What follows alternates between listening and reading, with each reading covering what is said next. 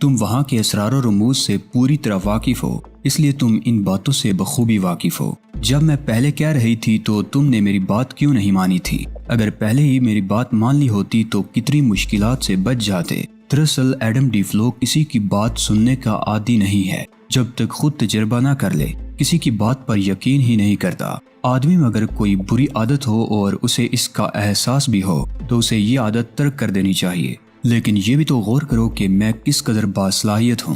تم خود میرا امتحان لے کر دیکھ چکی ہو، اس لیے تو میں تمہیں سمجھانے کی کوشش کر رہی تھی۔ میں ایگلز کی طاقت سے بھی واقف ہوں اور تمہاری صلاحیتیں بھی میری نظر میں ہیں۔ جو تجزیہ میں کر سکتی ہوں وہ کوئی اور نہیں کر سکتا۔ اگر میں یہ کہوں کہ وہ عمارت تباہ کی جا چکی ہے جس میں ایگلز کا مقامی ہیڈ کوارٹر تھا اور جونز میری قید میں ہے تو تم کیا کہو گی؟ میں اسے سال کا سب سے بڑا لطیفہ قرار دوں گی، کلارا نے بڑی بے ساختگی سے کہا۔ تو پھر یقین کر لو کہ یہ لطیفہ رونما ہو چکا ہے، میں نے ایک طویل سانس لے کر کہا۔ جونز واقعی میری قید میں ہے۔ کلارا بے اعتباری سے ہنسنے لگی۔ اگر تم جونز سے صرف مل کر آ جاتے تب بھی اتنی جلدی تمہاری واپسی نہیں ہو سکتی تھی۔ تم نے کبھی ایڈم ڈی فلو کو سمجھنے کی کوشش ہی نہیں کی، اور ایک تم پر ہی کیا موقوف ہے۔ جن لوگوں نے اس قسم کی کوششیں کی انہیں بھی کچھ حاصل نہیں ہو سکا۔ کلارا حیرت سے مجھے دیکھنے لگی۔ تمہیں شاید اندازہ نہیں ہے کہ تم کتنا بڑا دعویٰ کر رہے ہو۔ میں کوئی بڑا دعویٰ نہیں کر رہا، میں تو تمہیں اطلاع دے رہا ہوں۔ چند گھنٹوں بعد صبح کے اخبارات میری بات کی تصدیق کر دیں گے۔ تصدیق تو اس وقت بھی ہو سکتی ہے، کلارا نے عجیب سے لہجے میں کہا۔ تم کہہ رہے ہو کہ تم نے جونز کو اغوا کر لیا ہے مگر وہ بے ہوش ہے، ذرا اسے ہوش آ جائے تو میں تمہیں اس کے پاس لے چلوں گا، میں نے کہا۔ کلارا نے بے چینی سے پہلو بدلا۔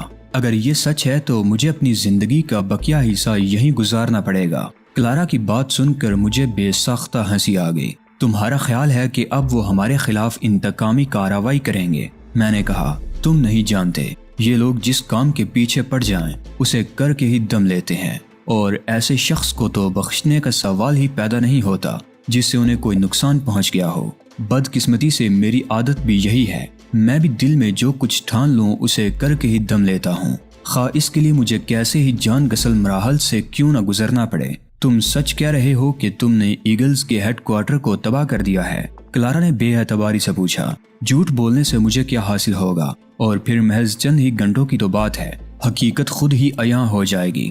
حیرت ہے، کلارا بڑبڑائی۔ مجھے سوچنا پڑے گا، کیا ایگلز اتنی ہی کمزور تنظیم ہے کہ ایک آدمی کے ہاتھوں اتنا بڑا نقصان اٹھا جائے؟ ایگلز اس سے بھی کہیں زیادہ کمزور تنظیم ہے، میں نے کہا، اور تم دیکھنا کہ میں رینڈل کو کس طرح قسطوں میں ہلاک کروں گا۔ قسطوں میں ہلاک کرنے سے تمہاری کیا مراد ہے؟ کلارا نے حیرت سے پوچھا۔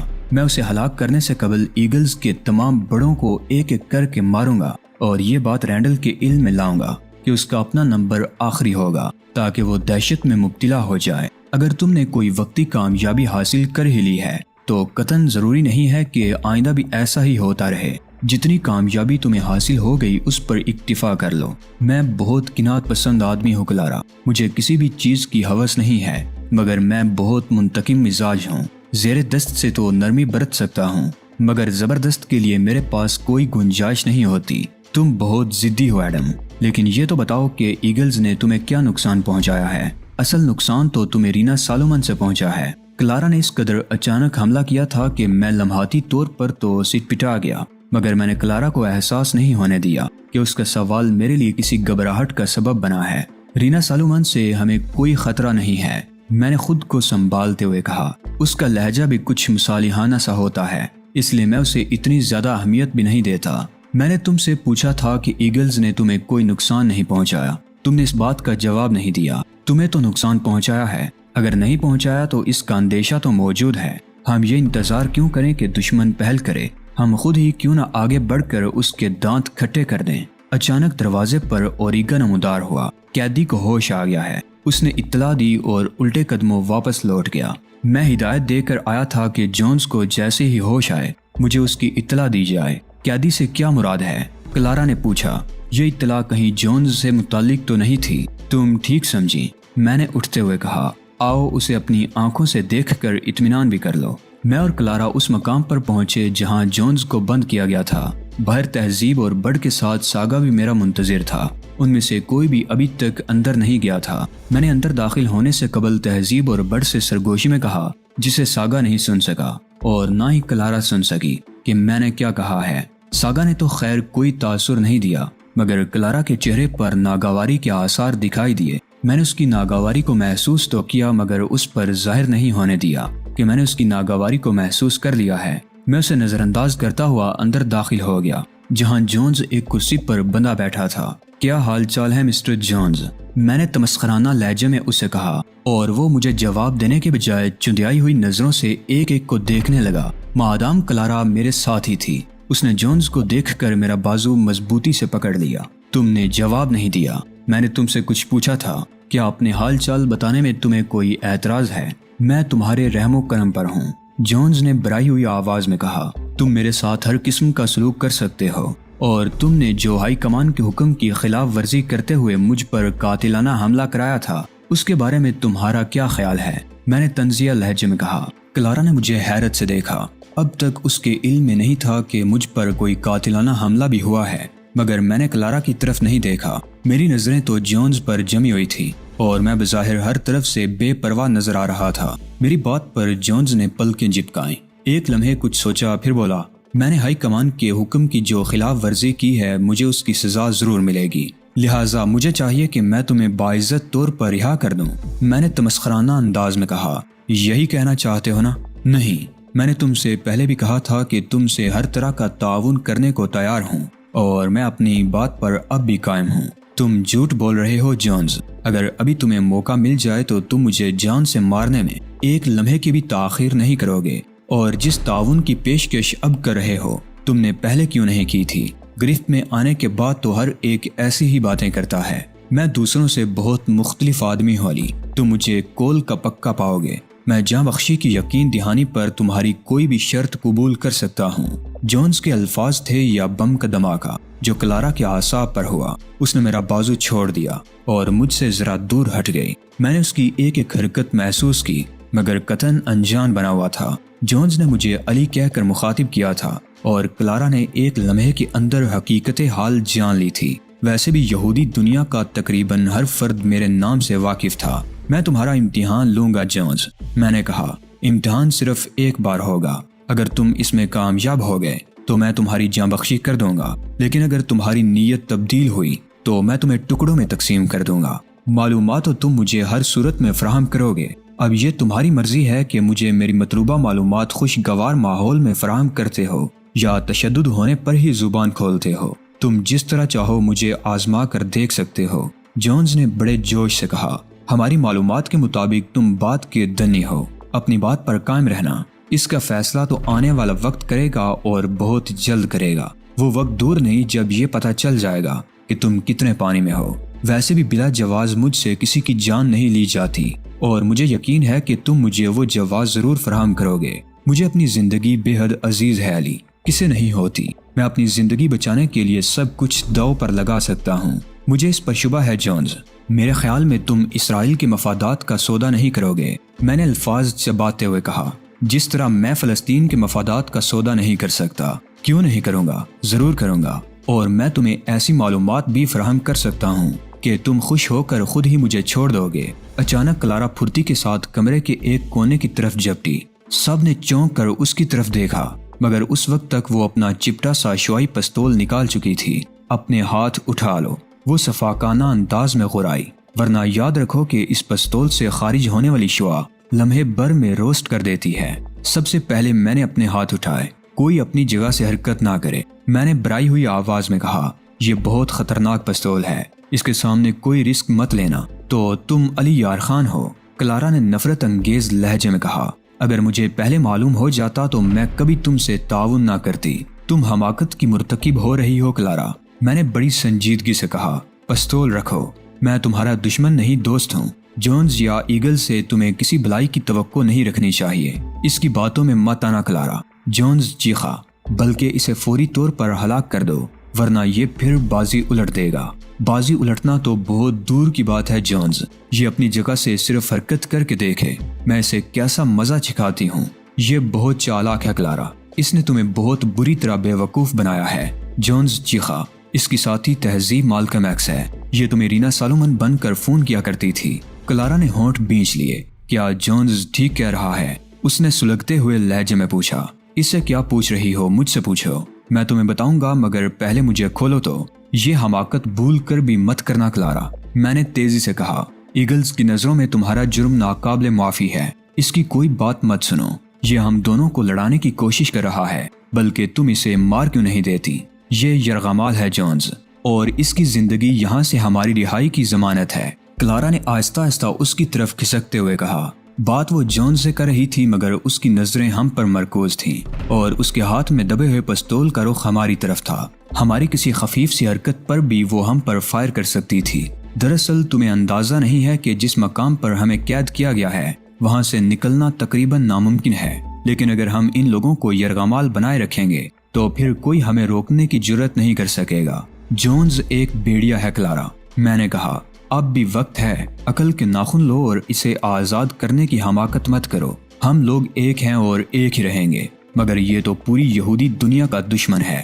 جونز نے کہا، اگر یہ آج بچ کر نکل گیا تو شاید پھر کبھی قابو میں نہ آئے۔ کچھ تو شرم کرو جونز، میں نے کہا۔ کچھ دیر پہلے تم نے مجھ سے وعدہ کیا تھا کہ مجھ سے بھرپور تعاون کرو گے، اور اب تم کلارا کو میرے خلاف بھڑکا رہے ہو۔ اتنی دیر میں کلارا سارے بندشوں سے آزاد کر چکی تھی۔ میں تم سے ضرور تعاون کروں گا مسٹر علی، جونز نے الفاظ چباتے ہوئے کہا۔ اگر ہم ہی لوگ تم سے تعاون نہیں کریں گے تو اور کون کرے گا؟ تم بھی تو ہمارے لیے بے حد مخلص ہو، اسی لیے میں نے تم سے کہا تھا کہ مادام کلارا پر اعتماد کرنا ٹھیک نہیں ہے۔ تہذیب نے غرا کے کہا، اب دیکھ لو تمہاری حماقت کیا رنگ لائی ہے، تم دونوں یہاں سے نکل نہیں سکو گے۔ ساگا نے برائی ہوئی آواز میں کہا، میرے آدمیوں کو دھوکہ دے کر نکلنا ناممکن ہے۔ جونز نے ایک طویل کہکہا لگایا۔ اس وقت کلارا نے بے مثال عقل مندی کا مظاہرہ کیا ہے۔ اگر تمہارے آدمیوں نے ہمیں روکنے کی کوشش کی تو تم میں سے ایک بھی زندہ نہیں رہے گا۔ مجھے اس بات کی خوشی ہے کہ تمہاری پول کھل گئی، ورنہ تم مجھ پر روب ڈالنے پر کامیاب ہو گئے تھے، اور میں یہ سوچنے لگا تھا کہ شاید کوئی اکا دکا یہودی کول کا پکا بھی ہوتا ہو، مگر خدا کا شکر ہے کہ میں زیادہ دیر دھوکے میں نہیں رہا۔ یہ کہہ رہا تھا کہ اس نے مقامی ہیڈ کوارٹر کو تباہ کر دیا ہے، کلارا نے کہا، اور جونز نے چونک کر اسے دیکھا۔ ممکن ہے یہ درست کہہ رہا ہو، اس لیے کہ مجھے تو اس نے پہلے ہی بے ہوش کر دیا تھا۔ یہ تو مقامی ہیڈ کوارٹر تھا جونز، میری نظریں تو تمہارے موشے ہاورڈ اور مرکزی ہیڈ کوارٹر پر لگی ہوئی ہیں۔ تم باتیں بہت دلچسپ کرتے ہو، جونز نے محظوظ ہوتے ہوئے کہا۔ پھر کلارا سے بولا، یہ بہت چالاک ہے، پستول میرے حوالے کرو اور ذرا اس کی تلاشی لے ڈالو۔ کلارا نے پستول جونز کو دیا اور وہ ہم سب کو کور کر کے کھڑا ہو گیا۔ تم سب دیوار کی طرف منہ کر کے کھڑے ہو جاؤ، جونز نے حکم دیا۔ تمہاری تلاشی لی جائے گی۔ بڑ کی بہت بے عزتی ہو رہی ہے چیف، بڑ نے غصیلے لہجے میں کہا۔ اگر تم اجازت دو تو میں اسے ابھی ٹھیک کر دوں۔ بکواس مت کرو، اور جو کچھ کہا جا رہا ہے اس پر عمل کرو، میں نے بڑ کو ڈانٹا۔ کیا تم دیکھ نہیں رہے کہ مسٹر جونز کے ہاتھوں میں نہایت مہلک قسم کا شوائی پستول ہے؟ بڑ سب کے ساتھ دیوار کی طرف منہ کر کے کھڑا ہو گیا۔ خاموشی کے ساتھ تلاشی دینا، کوئی بھی غلط قسم کی حرکت مت کرنا۔ میں اس حق میں نہیں ہوں کہ جان جیسی قیمتی چیز خواہ مخواہ گنوائی جائے۔ تم بہت عقل مند ہو علی، جونز نے مضحکانہ انداز میں کہا۔ اپنے ساتھیوں کو بڑے قیمتی مشورے مفت دیتے رہتے ہو۔ کلارا نے یکے بعد دیگرے ہم سب کی تلاشی لی۔ صرف ساگا کی جیب سے 3 خنجر برآمد ہوئے۔ میرے تہذیب اور بڑ کے پاس کوئی ہتھیار وغیرہ تھا ہی نہیں، تو برآمد کیا ہوتا؟ اب بھی وقت ہے کلارا، ہوش میں آ جاؤ۔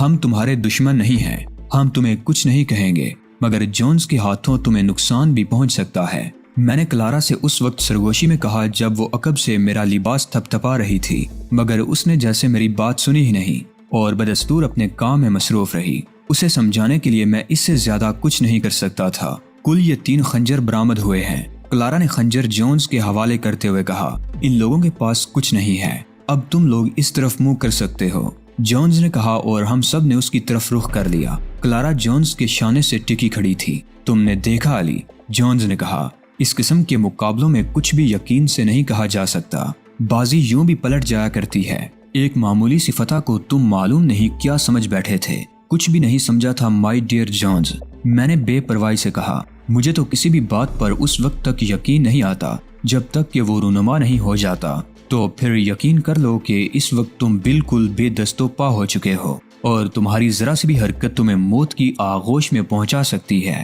موت کی آغوش میں پہنچنے کا یقین مجھے اس وقت آئے گا جب میں موت کی آغوش میں پہنچ چکا ہوں گا۔ مجھے معلوم ہے تم کبھی خود کو خوف زدہ ظاہر نہیں ہونے دیتے۔ جونز نے مجھے گورا، لیکن مجھ پر تمہاری یہ تکنیک کارگر نہیں ہو سکے گی۔ میں تمہارے ہاتھوں پہلے بھی چوٹ کھا چکا ہوں، لیکن اس وقت تو میں نے تمہارے ہاتھوں چوٹ کھائی ہے۔ تمہارے وعدے پر مجھے اعتبار کرنا ہی نہیں چاہیے تھا۔ تم ایک وعدہ شکن آدمی ہو۔ میں اصول پسند بھی بہت ہوں۔ تم نے دیکھا نہیں میں نے ہیڈ کوارٹر کی عمارت سے تمہیں کتنی آسانی سے نکل جانے دیا۔ میں نے اندازہ کر لیا تھا کہ تم میرے خلاف کیا کرنے کا ارادہ رکھتے ہو، اس لیے میں تمہاری زد سے صاف بچ نکلا۔ کیا تم اس کی داد نہیں دو گے؟